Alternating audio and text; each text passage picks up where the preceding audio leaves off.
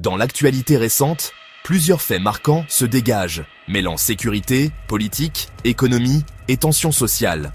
À Toulouse, la communauté juive a célébré Hanouka au cinéma Pâté de la Beige sous surveillance policière.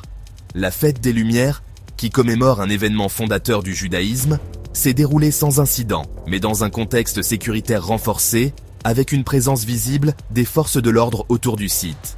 Dans la même ville, un fait divers grave s'est produit dans le quartier de Montaudran. Un homme a attaqué 2 adolescents avant de s'en prendre à la police. Les fonctionnaires ont ouvert le feu à 5 reprises. L'assaillant a été grièvement blessé aux jambes et à la mâchoire et se trouvait toujours en soins intensifs le lendemain. L'enquête se poursuit pour établir précisément le déroulement des faits. Toujours à Toulouse, les rodéos urbains continuent de poser problème. Un nouveau refus d'obtempérer a entraîné la blessure d'un policier lors d'une intervention.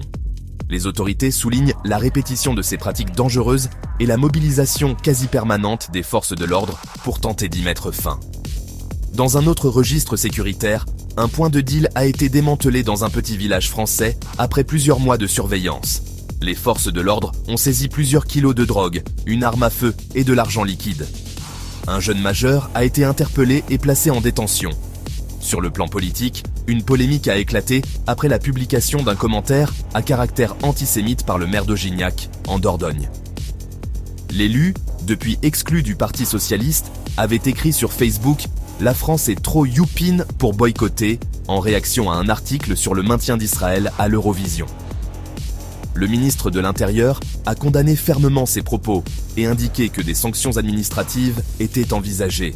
La vie politique reste également marquée par les perspectives de l'élection présidentielle de 2027. Jordan Bardella et Jean-Luc Mélenchon préparent leurs stratégies respectives dans un climat de polarisation croissante. Dans le même temps, Nicolas Sarkozy a suscité des réactions après son départ en Guadeloupe, malgré son contrôle judiciaire. Ce séjour a été autorisé dans un cadre légal strict, alors que l'ancien président reste sous le coup de plusieurs condamnations pénales.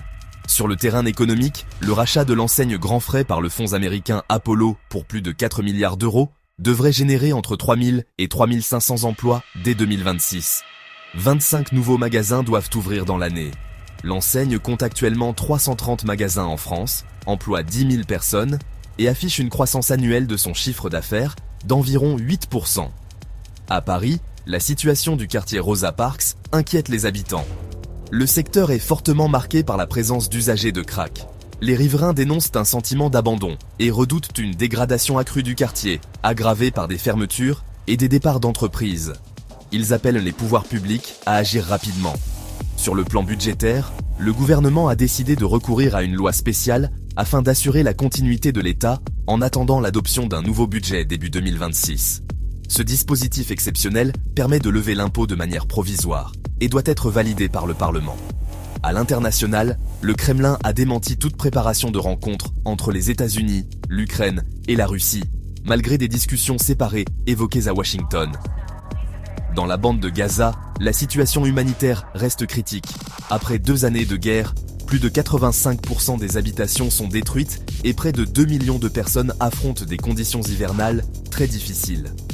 Enfin, une cyberattaque de type déni de service a touché la Poste.